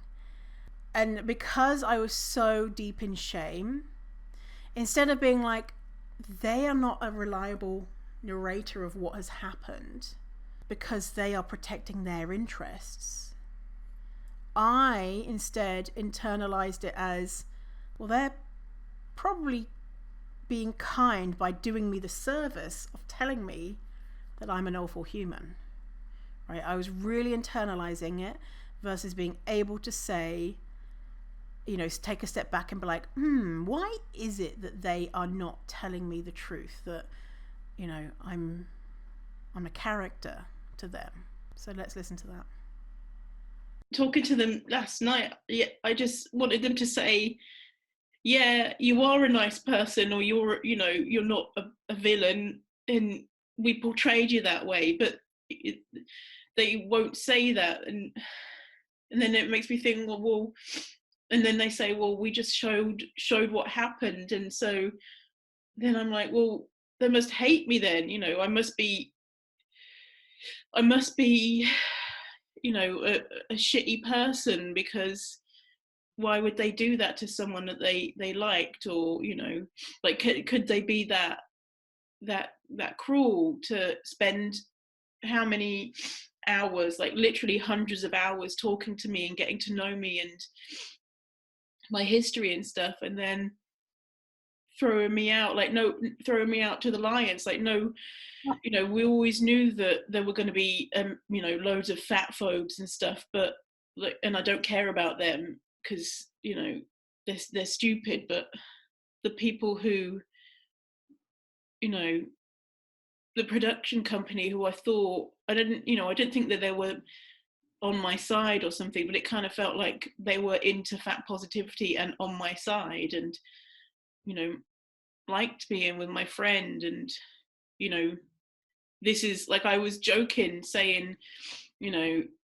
maybe maybe the show will be my wake up call and wake up moment to realize that I'm actually a massive knob. And it kind of feels like that's come true, that this is my, you know, by the way, Victoria, no one's told you before, but we're showing you that you're a massive knob and you need to change your behavior or who you are. Or I'm really surprised, like, how much this has affected me. I wish, you know, like, if people were like, oh, you think we should be nice to fat people, then I'd be like, yeah. But because they're like, you think no fat person could ever get sick and they're going to live forever, and I'm just like, no, it's not what I think. Or, you know, people are like, oh, you're such a bitch and stuff, and I'm like, no, I don't think I am, question mark. Whereas a couple of weeks ago I would have been like, no, exclamation point. But I kind of think, like, you know, I don't know if this is a North American thing, but it's like a British thing. Like, if you, when you're a kid and you say, and your parent says to you in front of people, stop showing off when you're like messing about and stuff, and it's like the most embarrassing thing ever, and you're like, I'm not showing off. And that's what I feel like this is. This, you know, I was just free and happy and didn't care and just whatever and showing off, and now I feel almost embarrassed that I was oblivious to how I was, or that people might not like me showing off, or, you know, walking around in a bikini and not caring or whatever. Okay, future Vinny back. So the thing, you know, that was really hard was people hating me for beliefs that I didn't hold. And so this is what's called the straw man argument. So when someone changes the point that they're arguing against. So, for example, I say, hey, we should treat people like human beings. We should treat fat people like human beings. And they say, oh, so you think fat people are better than thin people? Here's why you're wrong. Actually, I got so many messages from people saying, you think that fat people are better than thin people? And I was like, what? Show me one time that I said that. Like, no. So from Wikipedia, a straw man fallacy is the informal fallacy of refuting an argument different from the one actually under discussion, while not recognizing or acknowledging the distinction. One who engaged in this fallacy is said to be attacking a straw man. So that's how, you know, it's like you can't argue with people who are saying, well, you think that everyone should be forced to have sex with fat people. No. What? Let's listen to this last bit about showing off. I had this dream last night, and I was on stage with all of the other participants in this like big audience, and everyone was just like, we don't want Victoria on the stage, and I was trying to get them to like me by like clowning around or whatever. And yeah, I guess like that's the big feeling of I was really stupid to be happy and clowning around. Future Vinny here. So that sentiment, that sentence I hear from clients often, that they have this experience. They go to an event, they go to a party or whatever, they were feeling confident, they're wearing a new outfit, they just feel good. They then see a picture of themselves, and then they feel deep shame, and they feel like, oh, I was just out there showing off. I was just out there feeling confident and feeling happy, and little did I know that I looked disgusting, really. And so a lot of people experience that, and that is the shame of their body, and shame they were showing off when they had no reason to, right? And that's not true, right? That's not true. That they had no reason to, because they were just out living their life minus shame. And that's how shame works. It will just, you know, rear up and try and remind you of you're trying to, you know, let go of shame, and then it will be like, hello, I'm back, back again. I don't know what song that is. That's Eminem, isn't it? Slim Shady's back. I have no idea. Anyway, whatever. Yeah, like, and I hadn't recognized this. So a lot of this stuff that we're hearing from me, I've never listened to. Right, I've never watched back. I didn't want to because it was so difficult for me. And so I'm seeing now, and obviously I've had so much therapy about this since. I'm seeing things a lot more clearly. So, and this is healing for me. When you step away from someone, and when I talk to a client, or and they say, "Oh, I'm really struggling, and this is what I think," and I'm like, "Oh, that's a lot of shame." When I was in deep shame, I was like, "Oh, it's not shame. I'm just a piece of shit," I couldn't, and my therapist said at the time, like, this is shame, this is what's happening, and that was helpful, but I was still kind of like, blah, blah, blah. I'm a terrible person. Yeah, let's go to one final clip of me talking. Okay, future Vinny. So one way for me that trauma manifests is bad dreams. It always has been. And so I was traumatized by this experience. I really was. And that shame, what that did, shame led to, I'm not a worthy human, which led to, I shouldn't be here anymore. I should be unalive. This situation is extreme, right? How often are you going to be on a TV show with 2.4 million people watching? It's not a normal situation, but it is a normal feeling because, anything could happen. It doesn't have to be in front of millions of people. That same pattern can happen, feeling shame, feeling like you're not a worthy person, and feeling suicidal. And so for me, I think because I'd done so much therapy, I think if I had a normal shame experience, like, I don't know, I shit myself on the bus or something. I don't know. I'd probably think that was funny. I don't know. Something that shamed me. Something happened and I felt shamed. I think, that wouldn't have happened. I wouldn't have spiraled into feeling so shit. But because it was magnified, and that's the thing with reality TV, it's so magnified. It's like shitting yourself on the bus, but, there's a TV crew filming you. But you're not shitting yourself. You're saying something that you cringe at, and then you have all of these people saying you're an awful human, or whatever it is they're saying. The question was, how can I be sad and devastated, which is normal, and not turn it on myself? How can I be disappointed for the outcome of this thing that I was really excited about and not turn it on myself?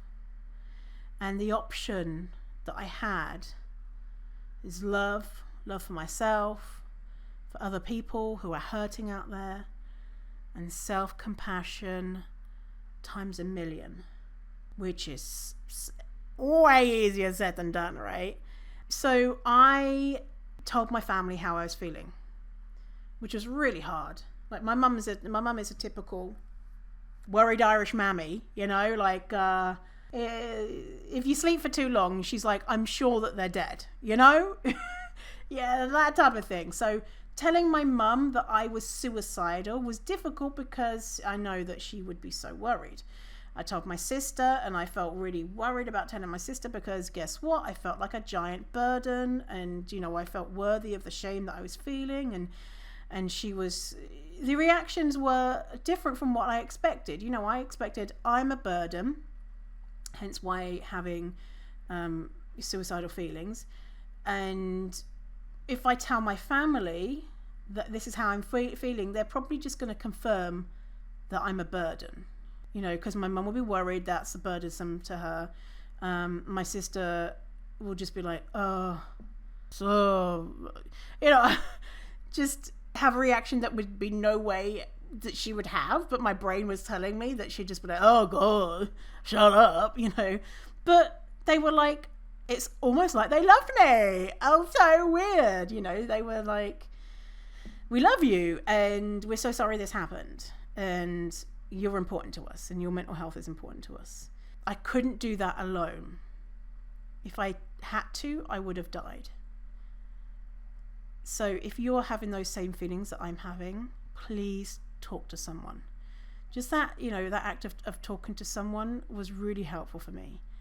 And telling my family I feel shit, and just being like, we're in this together, versus this is the end of it and I cannot share that shame with anyone. And this is exactly like people who are shaming you, this is exactly how they want you to feel. They want to shut you up. They want you to feel like you're worthless, and that's bullshit. And this is a good lesson of how hard it is to not internalize shame. It's so hard not to internalize shame. And the big thing is, just continue reaching out to telling people in my life how I was feeling, which was difficult. And I did little bits, but not really. I'd be like, oh, I was really fucked up after that program. And I think, I'd maybe told a couple of friends that, yeah, I was actually suicidal. And knowing that I'm a lovable person, I deserve love, and people do love me. And a reminder that you are lovable and you deserve love. There's this post on Instagram that I saw recently. It's so good. Apparently, it's a lot of people love it. It's really interesting. That the different types of suicidal ideation. So skip ahead a couple of minutes if you don't want me to. I'm just going to read out the post. It's an image. So the image is, I'll put the link in the show notes. The images of like a thermometer, and like at the bottom, no ideation. At the top, you've got acting on it, and underneath you've got so no ideation, passive ideation, active ideation, and then acting upon the ideation. So they say this is a post from Elise Ruriani. Note all of these types and levels of suicidality are valid and doesn't dictate the level of pain, intensity, or distress you may feel. These also aren't always clear cut. Someone might be moving around a few, skip levels, fall in between, etc. Okay, so right at the bottom, no ideation, you just don't have any thoughts about suicide. Next, we have random intrusive thought. Passing thought, curiosity, for example, what if I just jumped when waiting for the train? But that's different if the person has chronic suicidality. Next, so that's no ideation. Next is passive. So passive is thoughts of morbidity. So thinking about own death and dying, but not specifically by self. Example, I wish I wouldn't wake up. I wish I were dead. The next one for passive is suicidal thoughts with no intent or plan. So thinking about killing self, but no details and no intention to act. Example, I should just kill myself. I wish I could just kill myself. Okay, so next is the active. Suicidal thoughts. Method, no plan or intent. Has an idea of how they would do it, but no specific plan or intent. Example, I've thought about overdosing, but I'm not going to do it. So that's where I was. I was in the active suicidal ideation stage. The next part of that stage is suicidal intent, no plan. So intends to kill self, but doesn't have a specific plan. For example, I think I'm going to kill myself, but not sure when. Okay, so the next one is we're at the top of the thermometer, and it's the act stage. So suicidal with plan and intent. So has a specific plan, how, when, where, and intends to carry it out. Example, I'm going to overdose tomorrow at home. And the final is suicide attempt. Attempts to kill self, either initiating made plan or impulsively. Really good graphic. You are able to print or download in my suicide prevention pack on the website for Elise Ruriani, and again linked in the show notes. And if you're feeling any of these things wherever you are on the, exactly like it says on here, it's valid and it doesn't dictate the level of pain. Like I was in really huge pain, and so when I first read this I was like, oh well, I wasn't as bad as what I thought, but I was in a whole heap of pain, and so you could be like lower on the scale or whatever, everyone is different, right? Yeah. So So by this point in our story, I have emailed the production company and said, leave me alone. So that was November that was November the last time we heard from past Vinny. And January the 9th, I email the production company. So still feeling suicidal, saying, just wanting to update you with how I'm getting on, because they keep badgering me, right? I'm not in a place to be able to chat at the moment. Since the show aired and we last chatted, I've been struggling a lot with how I was portrayed, and it has made me suicidal. I haven't been suicidal since I came out of an abusive relationship 15 years ago, and so this has come as a big shock to me to be at this place again when I've worked so hard on my mental health and I'm normally very resilient. It's not the public response per se, because I knew people would hate me. It's the fact that I thought everyone at the production company liked me, understood me, cared about me, but I was being naive about what the reality was. That it wasn't about liking me or not, it was about making entertainment. Unfortunately, it's come at the expense of my well-being. And then February, I emailed them saying, don't contact me anymore, because they kept contacting me. So how shame works, I find shame so fascinating. It's such a fucking motherfucker, isn't it? So I'm just going to read this Psychology Today, some bits from the Psychology Today article. What is shame and how does it show up in your life and work? We all have shame, and, quote, the less you talk about it, according to Brené Brown, the more you have it. So let's talk about it a little more so that we might experience it a little bit less. What is shame? Shame is a deeply distressing, uncomfortable emotion which typically arises when we've made a mistake. Shame, in contrast to guilt, which we'll get to in a minute, involves feelings of inadequacy, negative self-evaluation, and self-consciousness in response to our perceived error. Brené Brown describes shame as the intensely painful feeling or experience of believing that we are flawed and therefore unworthy of love and belonging. Something we've experienced, done, or failed to do makes us unworthy of connection. In other words, having done something wrong, we feel that we ourselves, not just our actions, are flawed. Shame is underlined by a nagging belief or suspicion that we are inadequate or unlovable. And the difference between shame and guilt and shame are closely related in that each occurs after having made a mistake of some kind. We may feel remorseful in either case. However, guilt is a feeling about our actions, whereas shame is a feeling about ourselves.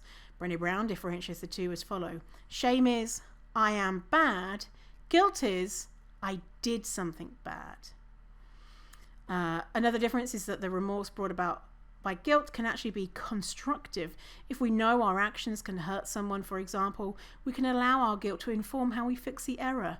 We may apologize, make amends, or act differently next time. Shame, on the other hand, is not constructive. Carl Jung described it as a soul-eating emotion.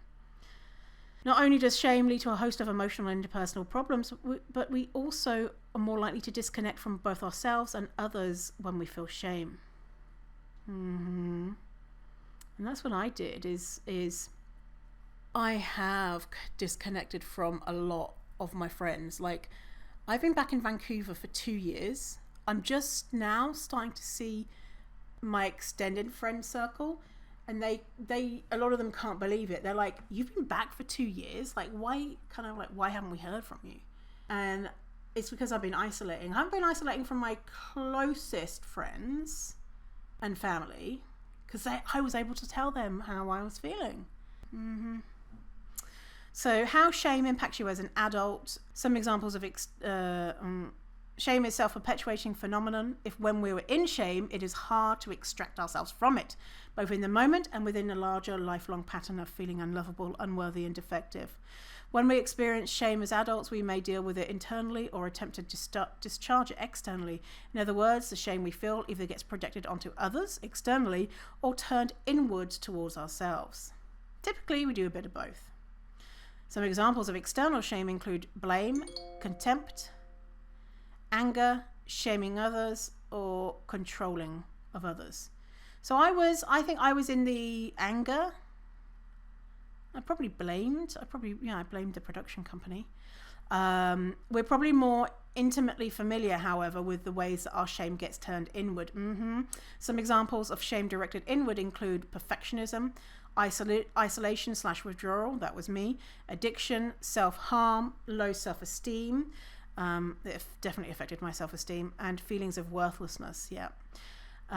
Chronic shame can have a profound impact on our mental health, including increased risk of depression, anxiety, and suicide. It can also show up in our lives in more innocuous ways, including at work, in our relationships, and when we least expect it. They say how to tame shame: reparent yourself, revisit your childhood, know your triggers, turn your inner critic into a trusted coach, make small positive changes. So if you want to read that whole thing, link in the show notes. What are we on? 180! fiercefatty.com/180 for that. Finally, I want to end with, what's the future for reality TV? I wonder if you want to know what's the future for me. I don't know, while I'm alive. Oh, I ain't dead. But people have been talking about this, right? And people have noticed not only the suicides, but also how people on reality TV are treated poorly. So here's a thing from Time. Here's an article from Time. Why it's so hard for reality TV stars to get protection from exploitation? Okay, so in 2019, Morgan Enselm, a contestant who participated in the French Big Brother adaptation Secret Story France 5 in 2011, did what many other reality stars deemed unthinkable. She spoke out against the superpower production company that runs the popular show. Over a 30-minute YouTube video, Ensemble gave a look into the otherwise mysterious workings of reality TV. By the way, it's in French, so I went to try and watch it, but I don't speak French. Ensemble alleged that throughout the casting, filming, and post-production of the show, which required her to be sequestered from the world for 13 weeks, she experienced psychological manipulation, including restricted access to a prescribed antihistamines, which led to severe symptoms and later PTSD. With the video, which now has 4 million views, she aimed to give a better understanding of how reality TV shows function and potentially help future participants know what they'd be getting themselves into. Ensemble recalls being isolated in that decision. She says while many of her castmates privately related to her experience, they were not willing to talk about it in public due to fears of retaliation or being blacklisted from production. It's true. The fear of this huge conglomerate, and you're breaking the rules. I'm breaking the rules right now. Don't tell them. I could get sued or something. Because I'm not allowed to talk about this stuff, but doing it anyway. Yeah, I'm getting anxious about that. Oh, anyway, so because you're just a person, right? Why would you speak out, and about a big thing when there's so much to lose? Well, what's to gain? For me, what's to gain is releasing some more of the shame that I'm feeling and not being isolated in how I'm doing. Okay, continuing. A lot of stuff was done to push us to the edge, and it was rough. That's so true. They try and push you to the edge. She tells Time, I knew I needed to wait for when my NDA expired, but I promised myself I would say something. So she had a 7-year NDA. I think my NDA is like forever. Now, amid ongoing strikes in the entertainment industry, Ensemble is comforted to see a broader discussion emerge over exploitation in the reality TV industry. With writers and actors on strike in Hollywood, the production of new scripted TV has slowed to a trickle, and reality shows, along with game shows and reruns, will fill the void left on broadcast TV come fall. As unscripted TV dominates the channels, there has been a new push for reform in reality TV.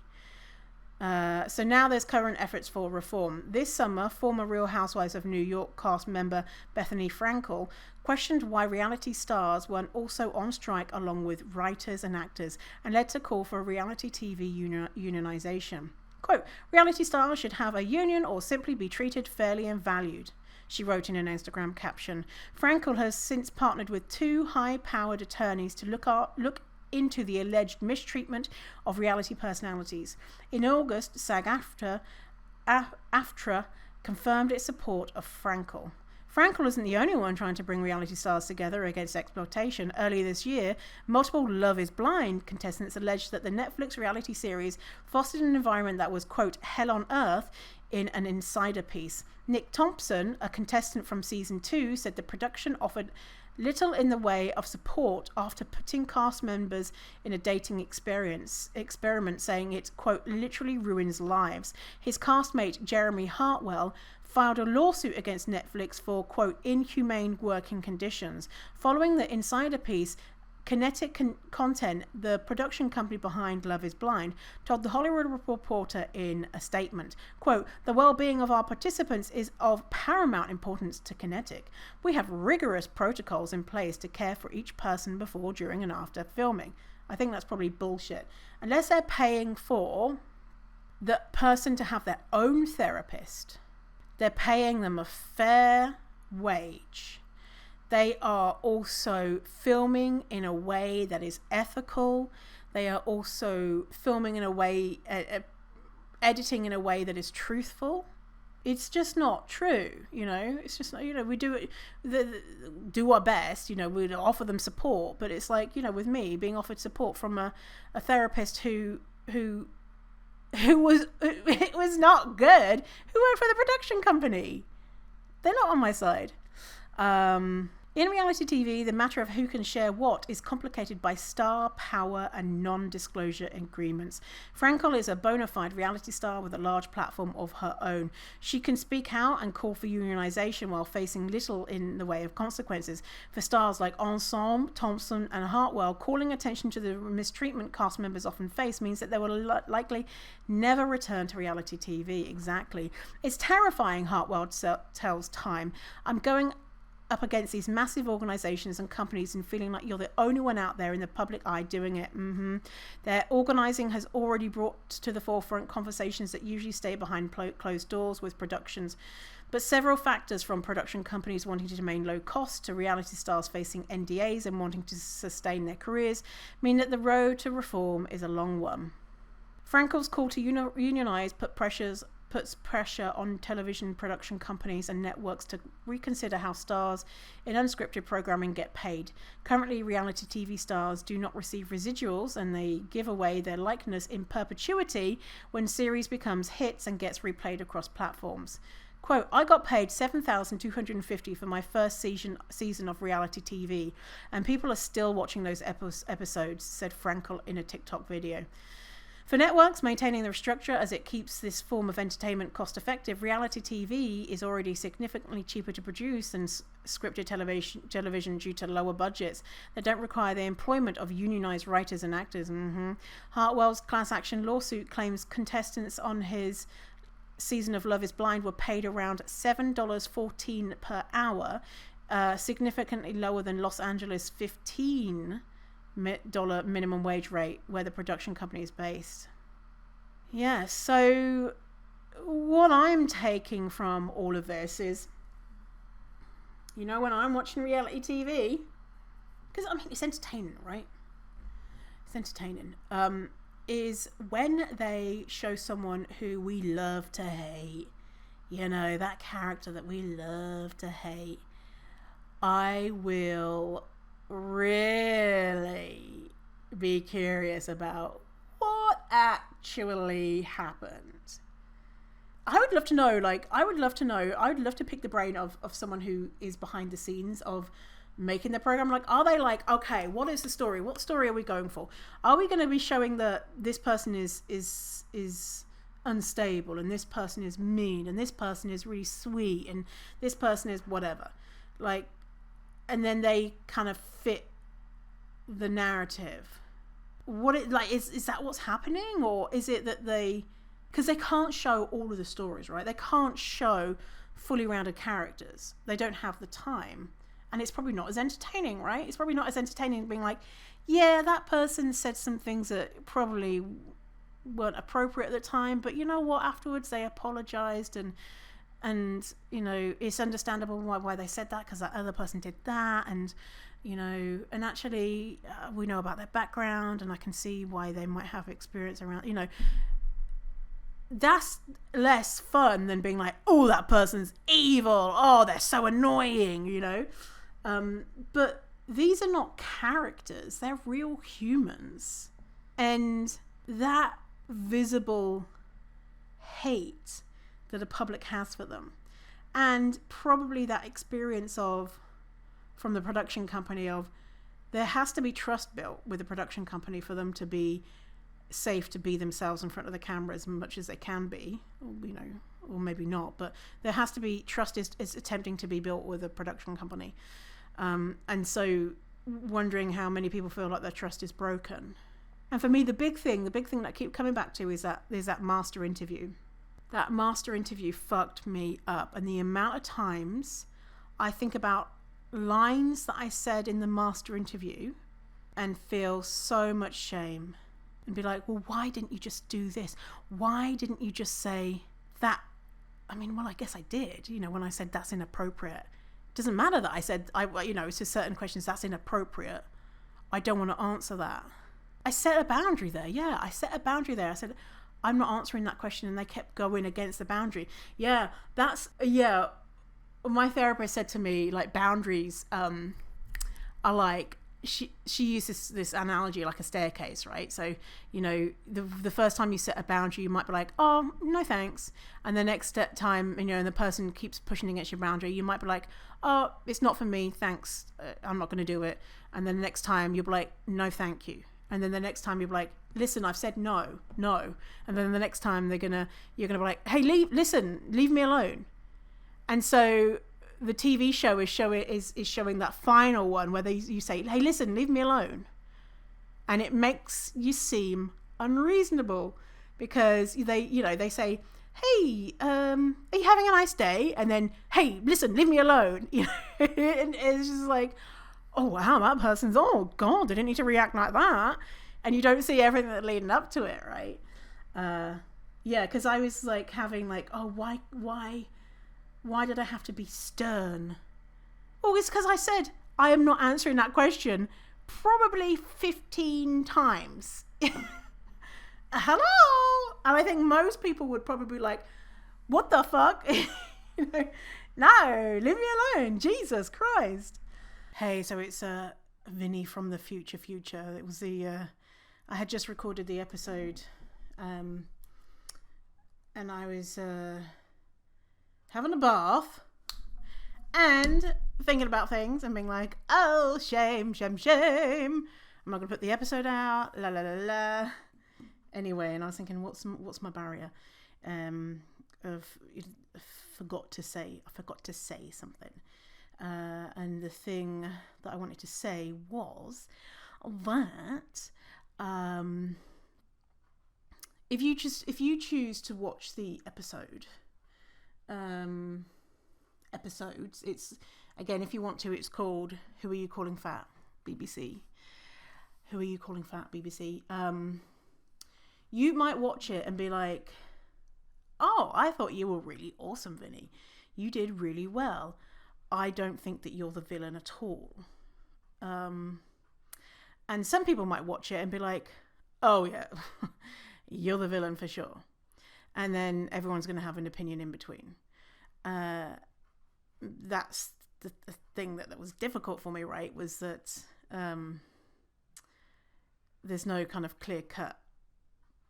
But saying that, it doesn't matter if I was amazing on the show in reality, or if I was the villain in the show in reality. I was harmed either way, right? And when I was like deep in my my depression, I was getting a lot of messages saying, Vinny, wow, that was so awesome, you were so good in that, you really, you know, did this and that, and it was really helpful for me. And those messages were lovely to see, but were in my mind at the time almost meaningless, because I was just like, well, you know, but they don't know, like, their opinion doesn't count. It's so weird, like the way that my brain was working. Like the awful opinions, they count. When people are like, oh, Vinny, you're awesome, they don't count, obviously, because, you know, you're in shame. But obviously they do count, you know. so you might watch it and be like, I don't know what even they're talking about being the villain, or probably the somewhere in between. But also, I was only in the house filming for like 9 or 10 days, whatever it was. And I was not the clear-cut, like, evil, terrible, awful person that everyone in the world was together on the fact that I am, not worthy of anything. Versus other TV shows where there is a clear-cut, like, everyone's like, oh my God, so-and-so is awful, right? And so just recognizing that, I only had to put up with this stuff for 10 days. The filming. And the filming was fine. Filming was okay, apart from, a couple of traumatic things. But, and then obviously, that master interview really fucked me up. But anyway, that was just 10 days, 9 days, whatever it was. Some people are on these TV shows for weeks and weeks and weeks, right? And some people have that. They are definitely 100% the villain and everyone in the world hates them. And so I just want to kind of recognize those people for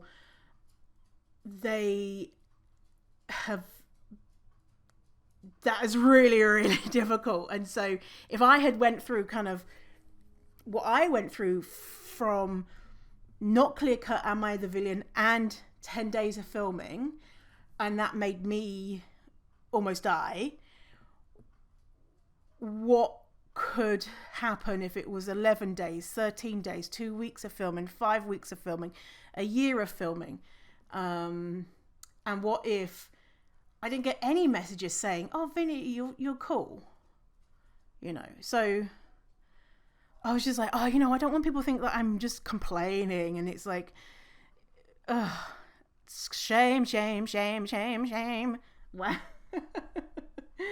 I'm so conscious of, since the show, I've been so conscious of how I can be misinterpreted, and wanting to explain myself so that there is less chance that I will be misinterpreted. I'll always be misinterpreted, just because people hear information in different ways, right? And I don't know if that's a good thing or a bad thing, because I think it's almost like I'm making disclaimers all the time of this, which is, I guess, helpful for some people, because, like I used the example of, so, people were messaging me saying, you hate thin people. And so, like, if I do an Instagram post, I'll have like make sure that I'm like, I'm not saying that I hate thin people, as an example, or any other way that it can maybe be misconstrued, which is, I don't know, maybe it makes me a better communicator, maybe it makes me paranoid. I don't know, who knows, but whatever. Anyway, that's what I wanted to come and say, is that your perception of how I come across on the show, if you watch it, might be different from reality. And my perception is that there were certainly good bits in there of me, and there was some bits where I was like, I said a really good one-liner, or, yeah, there was good bits, but also there were bits where it was just like soul-crushingly cringe, and so it wasn't. That's the thing. It's not like 100% clear-cut, like I'm the worst human that's ever existed, but the gist that I got from it is that I'm a dickhead. Again, you might not agree. And even like the other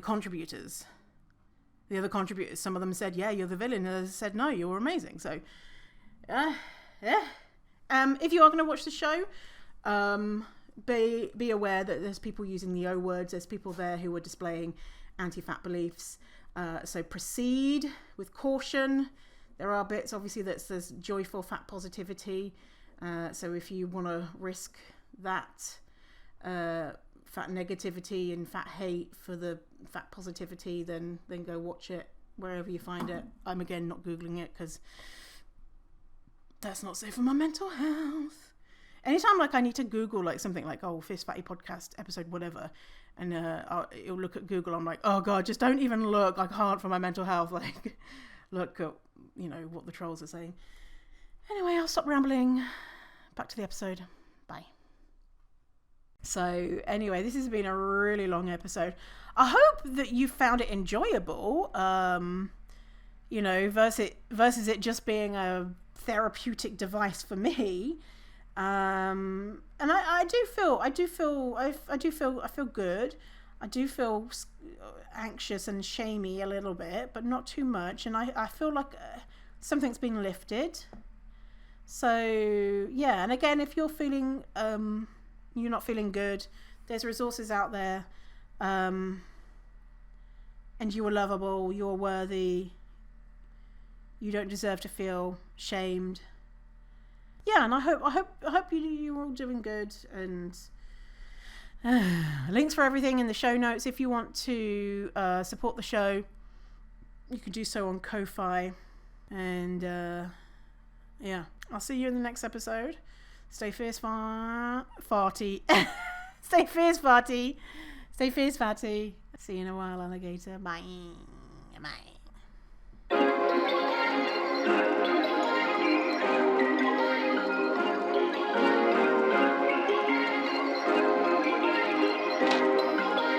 Perfect.